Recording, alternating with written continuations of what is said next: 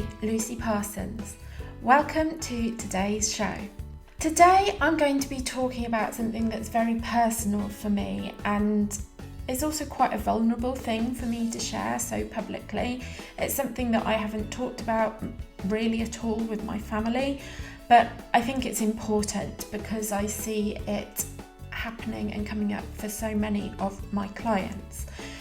And I think it also is important to share some of the stories of our struggles through 2021 and the year before, living through the pandemic, how it's affected us, and what we've done to build our lives back together again, to move forwards. So today I'm going to be talking about what I've done to help my anxiety in 2021.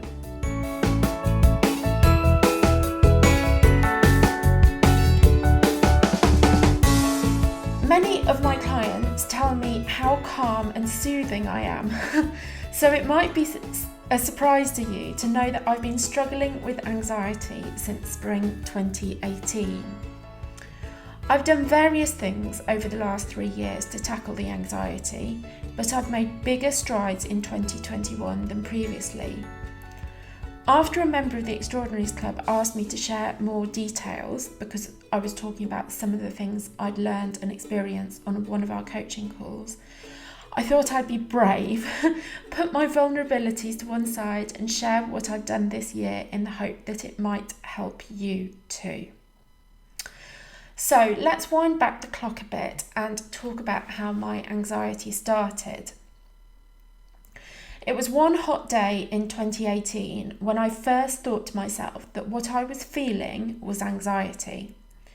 It was very strange to have that realisation because I'd always seen myself as a very calm, organised and together person.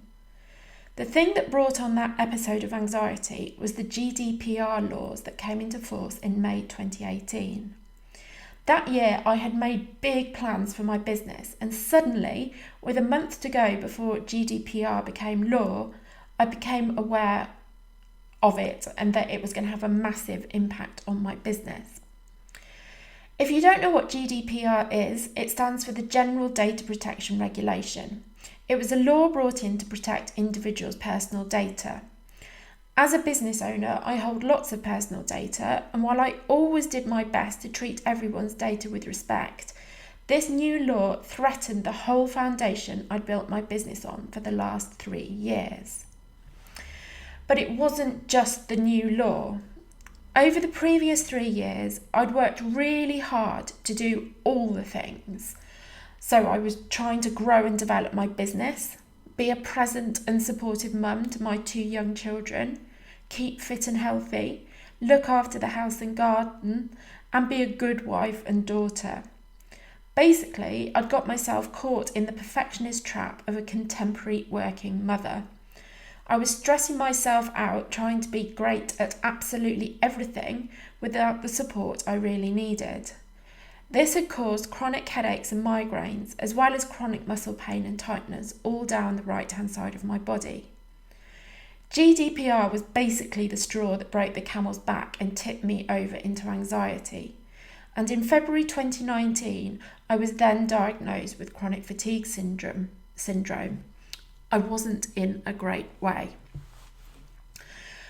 So let's talk about how I addressed my anxiety in 2018 to 2020. There's a lot of stuff out there about how to cope with anxiety. At this point, I didn't want to admit what was going on inside my head to the outside world, so I didn't tell anyone that I was feeling anxious. I just struggled on regardless. I doubled down on my meditation practice, getting very perfectionist about doing it every day. I did a lot of yoga. I kept exercising, although by this stage the only exercise I could do without having to sleep straight afterwards or suffer with chronic pain for the rest of the day and possibly for days afterwards was walking. I also noticed that if I ate too much sugar, the anxiety increased. I experimented with news blackouts. I found all the shenanigans around Brexit massively increased my anxiety. But as someone who has always been interested in politics, I found it very difficult to switch off. It was like being caught up in my own political soap opera, except it had serious real-life repercussions. The other thing I did, primarily to deal with all the pain I was experiencing, was learn clinical somatics. Clinical somatics is a practice of very slow and mindful movements designed to retrain your nervous system and muscles to relax and stop holding so much tension. Through the summer of 2019, clinical somatics not only helped me with the pain, but also had the ability to calm me right down, and I practiced it virtually every day for well over a year. It has made a long-term impact on the pain, for which I'm very grateful. In January 2020, just before the pandemic, I read the book When the Body Says No by Dr. Gabor Mate, he was originally Hungarian. He was a baby during the Nazi occupation of Hungary, and basically he was traumatised by his experiences as a Jewish baby living under the Nazi regime. And so he has a very keen interest in trauma and the impact it has on the human body and future health. So I read his book, When the Body Says No, and I must admit that I'd known for years that my body was saying no to me, but I couldn't work out what it would take to make it say yes again. Dr. Mate's book showed me that there was science behind what I was experiencing and where it could all end up if I didn't find the answers. So he had chapters in the book about things like chronic fatigue, but also things like motor neurone disease and multiple sclerosis. But he didn't actually give the answer of what I needed to do to turn it all around. So he told me where this could all be heading and how ill I could possibly get if I didn't sort it out. But I was still left asking the question of what do I do? Where do I find the help that I actually need? And of course, the mainstream medical profession really has no idea about a lot of this work. So in January 2021, we're, well into the pandemic, and my anxiety basically reaches a peak. So it felt like we were at the darkest point of the pandemic. Christmas had been cancelled, it was raining, it was dark. It was a pretty bleak time. And it felt to me, and I think to many others, as if the government had its head in the sand about what was going on. There was also so much uncertainty around education, and my business is reliant on education. To top it all off, I was my family's sole breadwinner for the first time in my life, after my husband had started a new job during the first lockdown, which had turned into a stressy nightmare that our family couldn't sustain. I can remember the first Monday in January, the day that many schools went back. The Prime Minister made the announcement that schools were closing, we were going back into lockdown, and all the summer exams were cancelled. This not only meant that we were being plunged back into homeschooling with less than 12 hours notice, but that my business was under threat. If there were no exams, would anybody want to work with us? How were we going to pay the bills with my husband not working? For a week, I barely slept. I was so consumed with worry.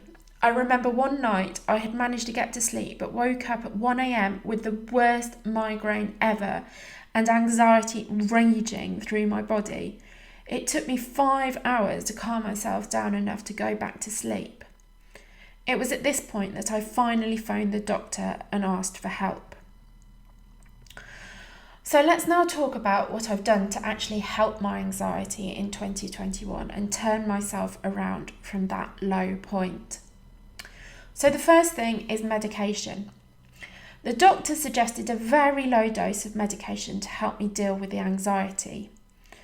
I wasn't keen on this idea, and basically I've been resisting it since 2018, kind of sticking my fingers in my ears, closing my eyes and going la la la la la, like at the idea of medication.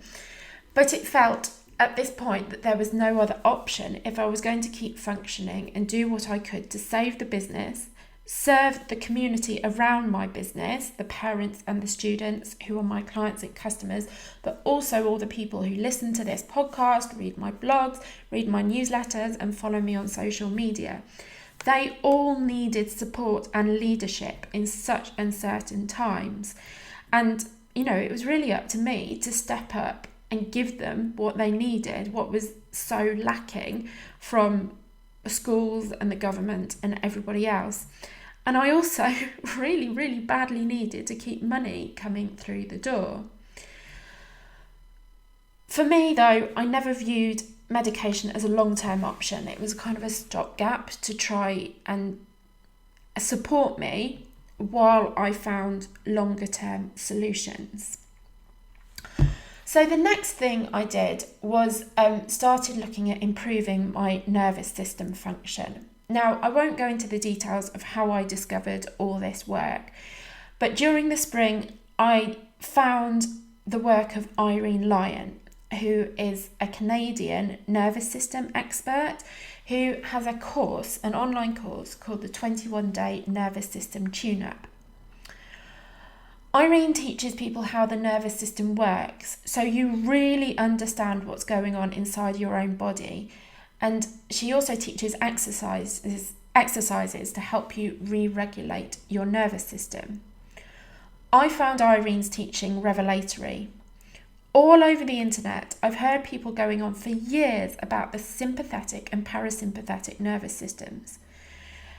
Basically, there's, nobody explains it very well. They explain it as this binary thing, the parasympathetic versus the parasympathetic. You're either in one or you're in the other. And it's not explained very well. And people talk about how to calm yourself down in the moment, but they don't talk about how to heal the way your nervous system is functioning. By doing Irene's course, I finally understood, though, this complex system, how it worked and how to re-regulate it. Through Irene's teachings, I also understood the role of trauma in taking your nervous system out of balance. Different people suffer different kinds of trauma, whether it's small t everyday stress from running a business and family, which is what happened to me, or big T trauma such as abuse or being involved in a major accident. Basically, if we don't let our nervous system process the trauma at the time it occurs, it will continue to live in our systems and manifest itself as health conditions such as anxiety, chronic fatigue, and chronic pain, and numerous other conditions as well. I completed Irene's course and still do the exercises every day. The exercises are very, very subtle, but they have the power to take me from feeling stressed, anxious, and overwhelmed to feeling like I have the capacity I need for life in less than 15 minutes. So the next thing I tried was EMDR therapy. So one of my clients in the Extraordinaries Club runs an EMDR therapy practice, and she told me all about it. I have to admit that I'd heard about it before, but I didn't think it was for me because I didn't consider myself as having experienced any big T trauma in my life, things like abuse or serious accidents. However, on an assessment call, we discovered that I did have a big T trauma. I just had never never really understood that that's what it was. Basically, it was very mild PTSD. I don't want to compare it to what other people have been through, but I basically fell out with a group of friends when I was about 12 or 13, and they blanked me for years, and it was kind of the loneliness and the sense of isolation that I experienced as a result of that that had caused the trauma for me. And it has had, that incident and the years that followed it had a major impact on my life in terms of my ability to form friendships and trust others. I have formed good friendships. I've had amazing times. I've got brilliant relationships with some people, but people have to be pretty special. I'm quite persistent actually to gain my trust and get into my life in that way because of what I experienced when I was young. I've now had 6 sessions of EMDR. Shakena, my therapist, said that one of her clients described the effects of therapy as taking from a situation where you feel like you've got a football inside your head, crowding out your thoughts and energy, to just having a marble of all that stuff, that unprocessed trauma that you have in your life. In my 6 sessions, I have gained so much energy. I actually came off one of the calls feeling like, for a couple of days actually, like I was cured of the chronic fatigue, the anxiety, all the things that I've been struggling with, which was just sensational. And I actually feel like that football, if you like, that was crowding the space in my head has shrunk by about half. We haven't finished the therapy yet. We're going to continue later in the year once we've got over the summer holidays. And work through the remaining events on my timeline. But I'm really encouraged with the progress that I've made as a result of the sessions that I've had. So if you're not sure what EMDR is, this is kind of my understanding of it. So in the REM phase of sleep, so that's when, like, if you ever see somebody sleeping and their eyes look like they're flickering, that's the REM phase of sleep. It stands for rapid eye movement. You process what has happened to you during the day. If, however, an event is too big to process, or you don't have enough sleep to process it, the event isn't processed and remains very real for you. So it's a bit like taking it from, I don't know computers very well, but you have the kind of the bit of a computer memory that's kind of current stuff going on, and then the bit in the background where things are stored long term. Once you've processed things, they go into that long term storage. But if you don't process them properly, they stay at the front of your mind and they stay very real, raw and visceral for you. So what EMDR does is it replicates what happens in REM sleep and helps you to process traumatic things that have happened to you in the past so that you can move on from them and your brain is no longer stuck on those events.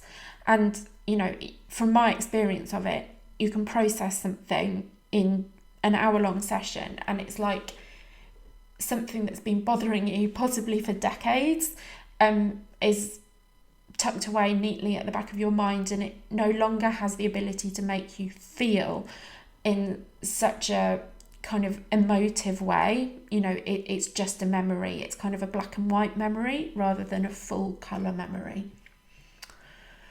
Okay, so that's EMDR. Now the next thing I've done is started using the Wim Hof method, including having daily cold showers. Wim Hof is known as the Iceman for his feats of swimming in iced water and running marathons in the cold. He teaches a way of improving your health and increasing your mental and physical resilience that has 3 parts to it. Firstly, breathing. Secondly, cold exposure. And thirdly, commitment. It works because breathing and cold water work with the nervous system to reset it, again processing past trauma. There have been university studies on different aspects of the method which explain why it works. So let's talk through the 3 aspects of the Wim Hof method, starting with breathing. This basically involves taking about 30 deep breaths in a row, then emptying your lungs and holding so you have no air in your lungs for as long as you can. So you take really deep breaths, basically a bit like this.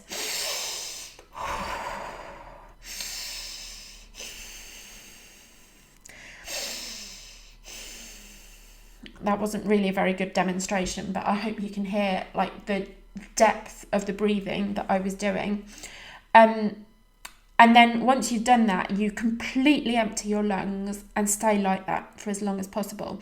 And when you can't sustain that any longer, you then take a massive deep breath in and hold it for 15 seconds. And you can do this as many times as you like. So you might do 30 or 40 breaths like that, then the holds. You might do that whole kind of cycle 3 or 4 times, or even more times than that.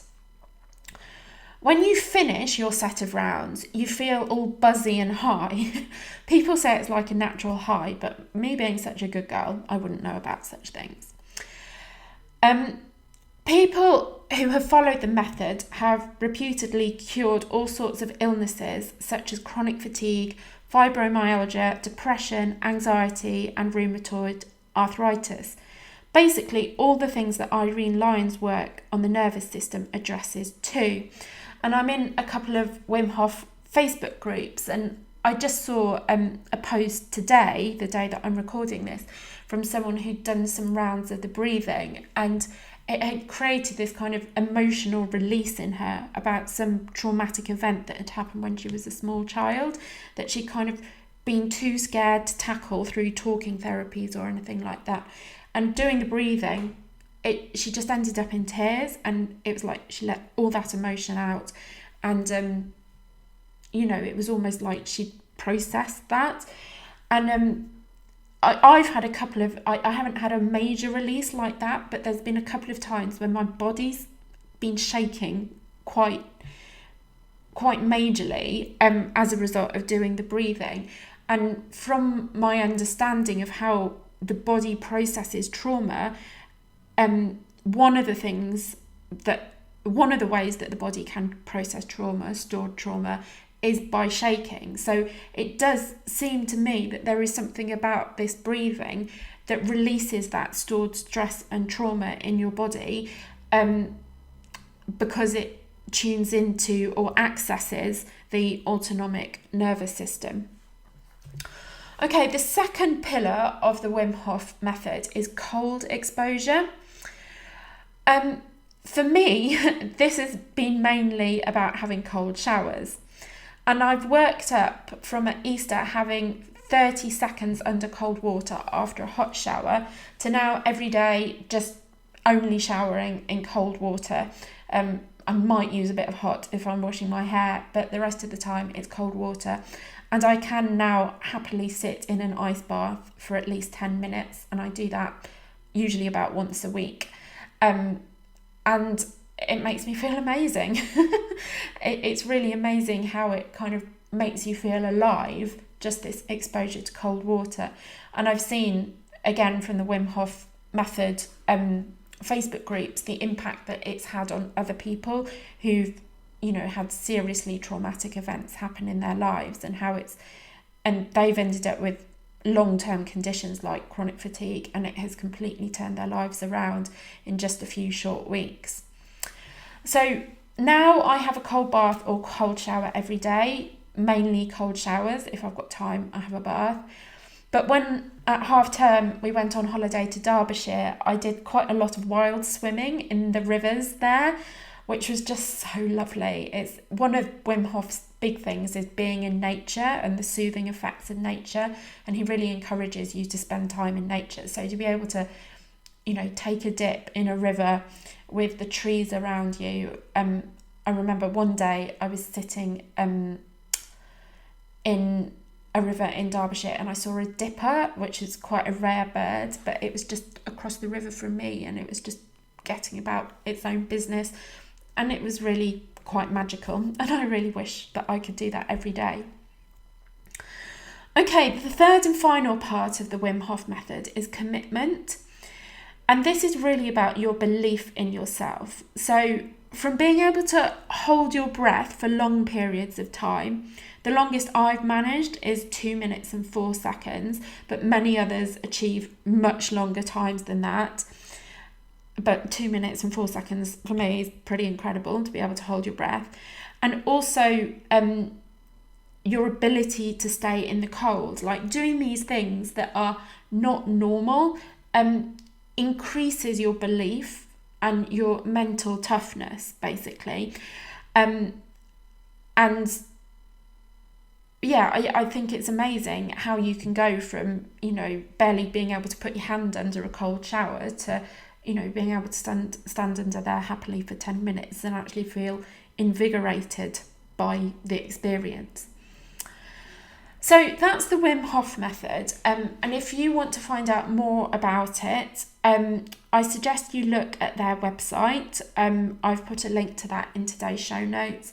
They also have a YouTube channel, and there are some basic tutorials about how to follow the method for free.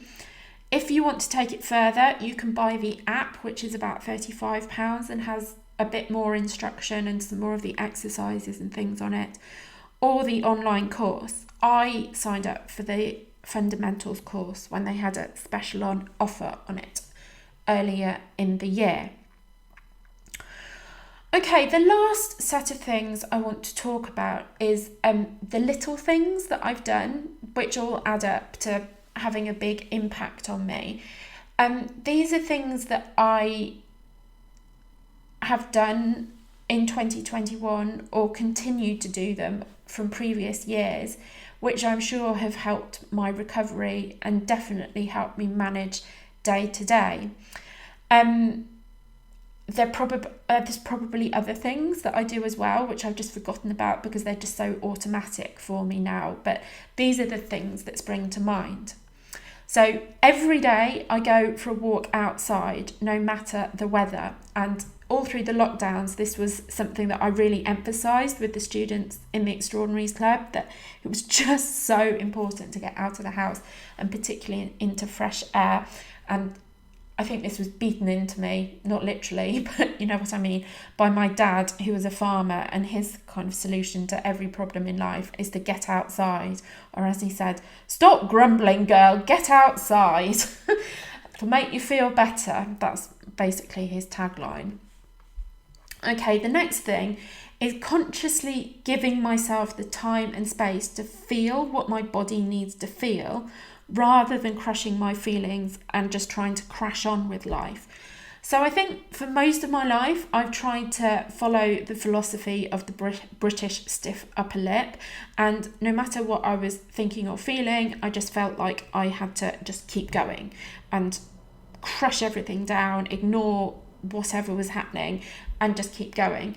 And actually what I've discovered this year, mainly as a result of Irene Lyon's course, is that this is an incredibly unhealthy thing to do, and your body is going to store all these stressful things that happen to you, and unless you find a way to release them, and if you don't find a way to release them by letting them out in a healthy way, your body will try to release them through things like migraines, headaches, chronic fatigue, arthritis, all these things that people suffer.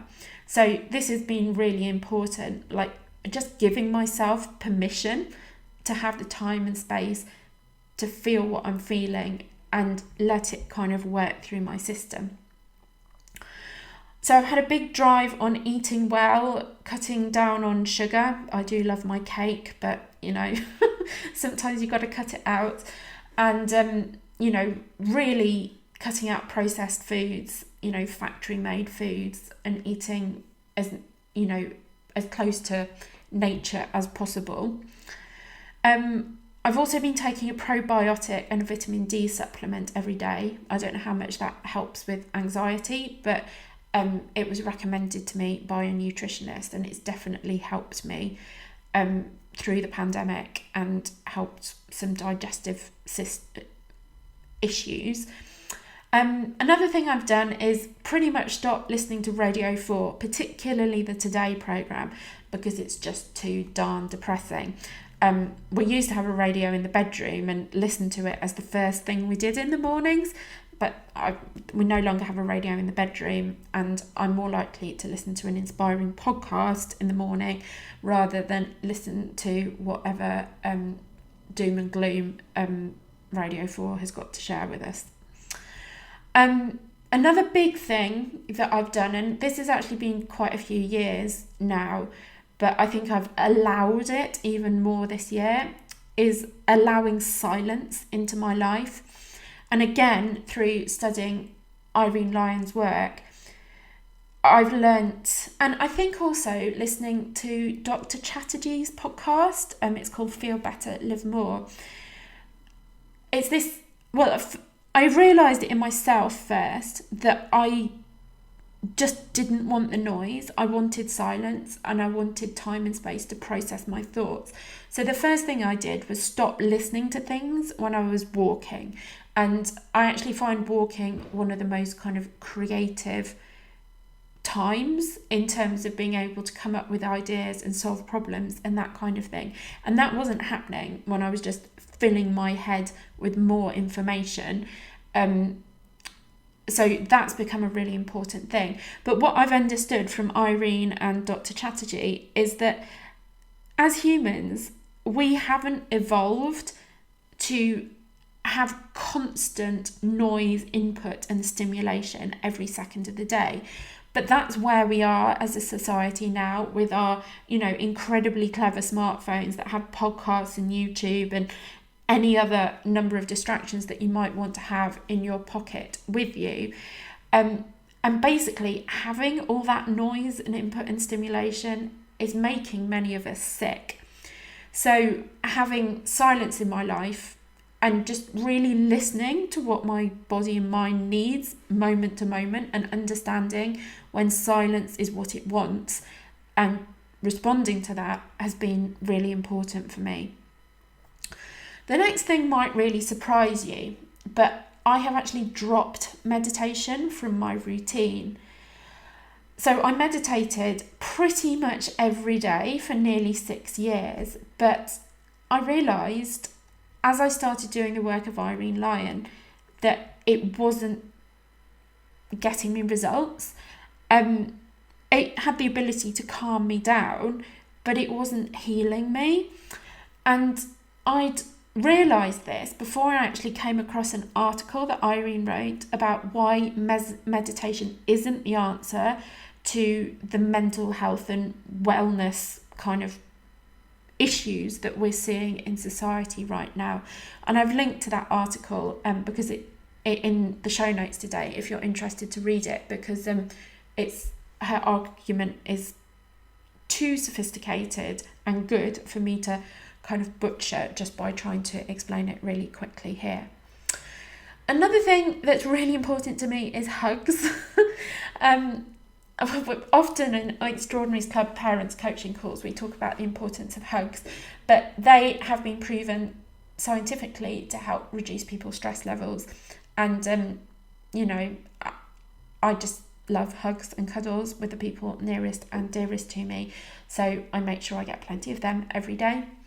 And then last but definitely not least is prioritising sleep, because everything's always better after a good night's sleep. And I do things like making sure I don't look at a screen for at least an hour before I go to bed. We've got a blackout blind, try to keep the bedroom relatively cool, that kind of thing. And, sleep is just so profoundly transformational when you have a good night's sleep. And I would recommend to anybody that they make it their priority, particularly if you are part of my normal audience and you're studying for exams, because sleep aids your learning, and you basically can't be an effective learner if you're not getting the right amount of sleep. Okay, we're nearly at the end now, and thank you for listening so long, and I really hope this has helped you so far. But before we finish, I just want to summarise what I've learned about anxiety in 2021. So these are kind of some summary points.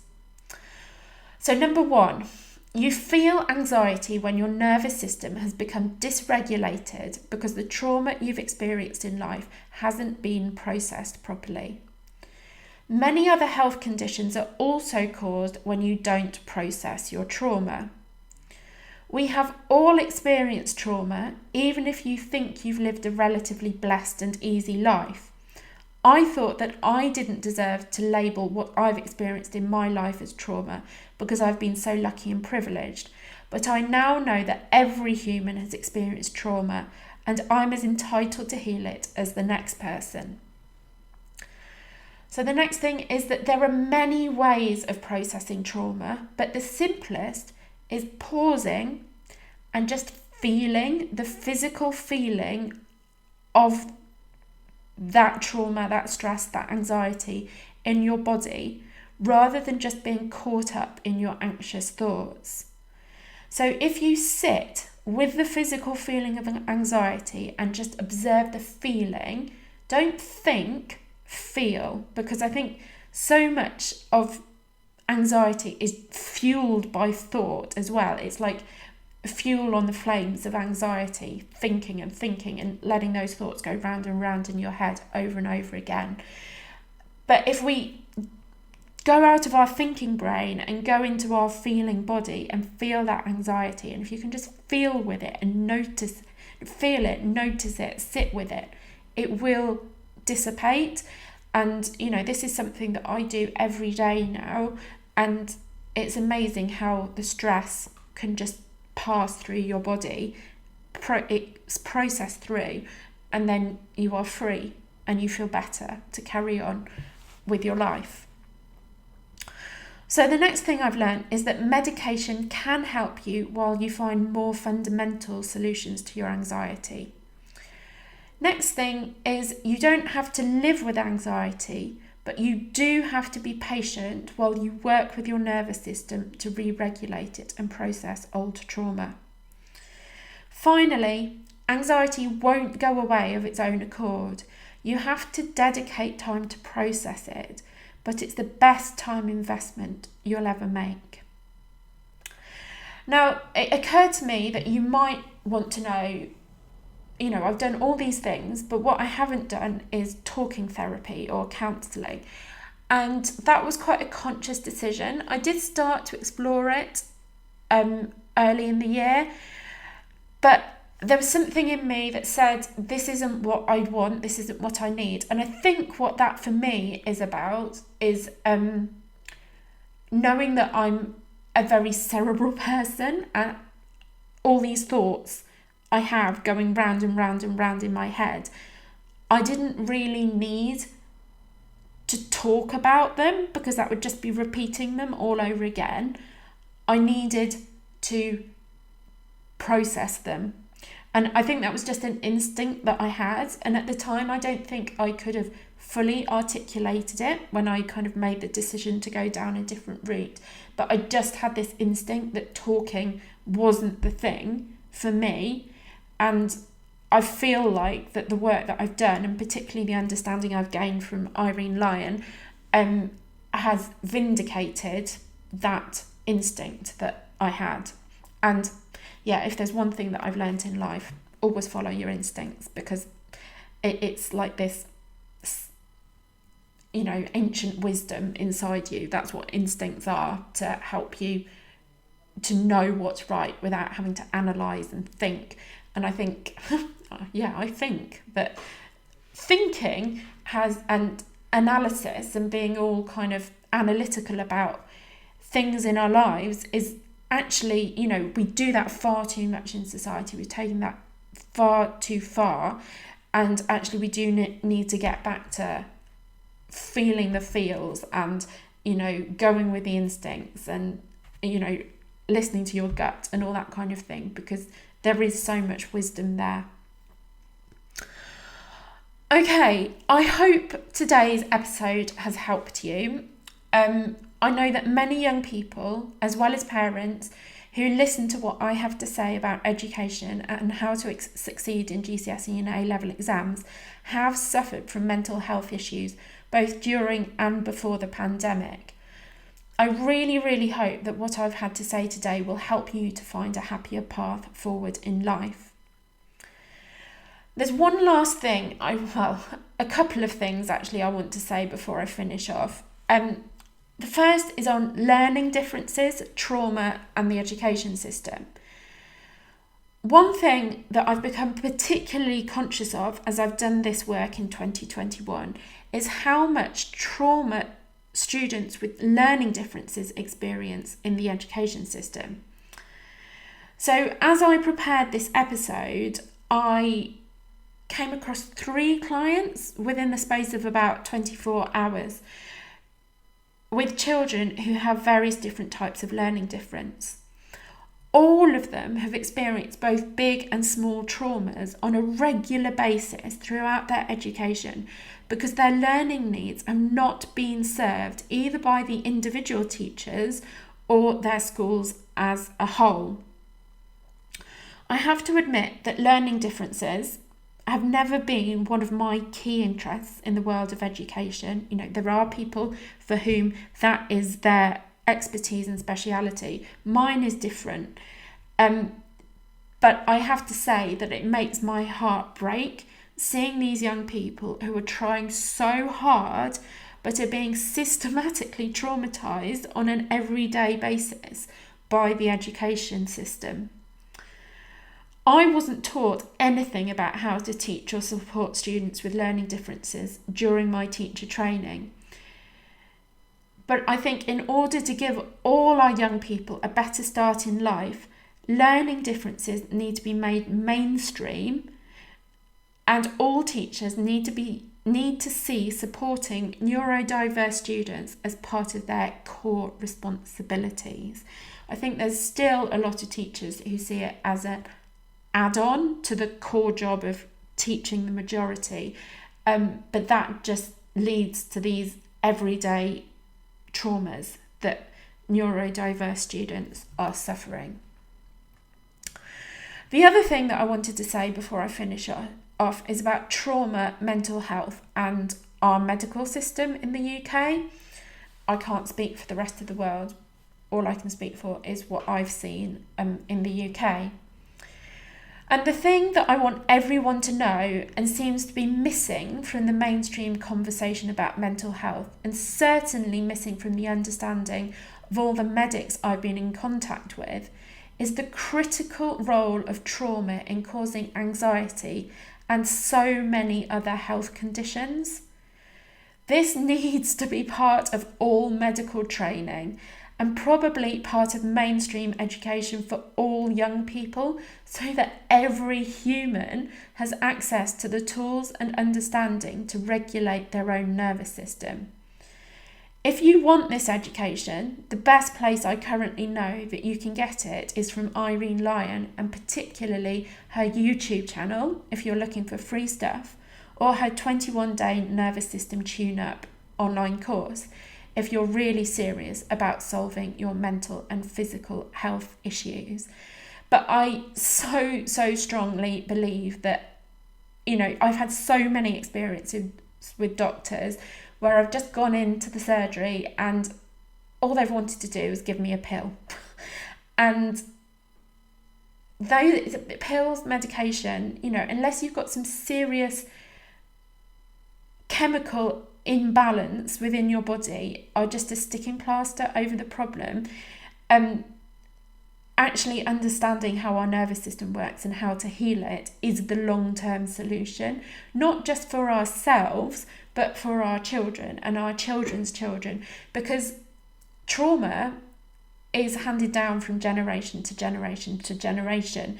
And I read another book recently that says, trauma experienced on the battlefield in war can be handed down 3 generations. And when I think about myself, I had one grandfather who fought all the way through World War II, right from 1939 to 1945. And my other grandfather fought in World War I and was injured in no man's land just after his 18th birthday. He was actually out there fighting before he turned 18. So, and I'm sure there are many people in my audience who have similar histories in their families. And when I read that about battlefield trauma being stored and passed down, 3 generations, I just thought, how many of us are actually walking around carrying that intergenerational trauma with us? And no number of prescriptions for pills is actually going to solve that.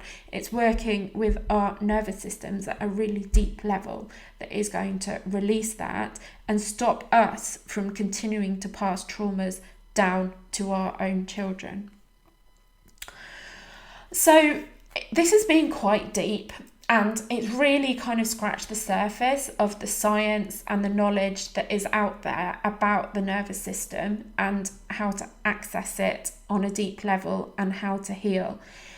But if you're suffering from anxiety, I just want you to know that I'm so sorry that you're feeling this pain, and that I hope that what I've shared with you today gives you a better understanding of why you're feeling this way and what you can do to heal your body and mind. And, I suppose if there's one thing that I've learned above everything else is that nobody's going to do this for you. Nobody's going to heal you for you. You have to take responsibility for your own healing and your own health, because nobody else is going to do that. And, you really have to take leadership in the quest to be the best version of yourself. So good luck with this journey. If you start it, you will start seeing results quickly. If you start any of the things that I've talked about today, the Wim Hof method, Irene Lyon's education and EMDR, you will see subtle results quickly, but you will also have to be patient for total healing. And it is going to be a lifelong journey to feel your very best. Okay, if you want links to any of the things that I've talked about today, you'll find them in today's show notes. And you can find the show notes at lifemoreextraordinary.com/anxiety 2021. So that's lifemoreextraordinary.com/anxiety 2021.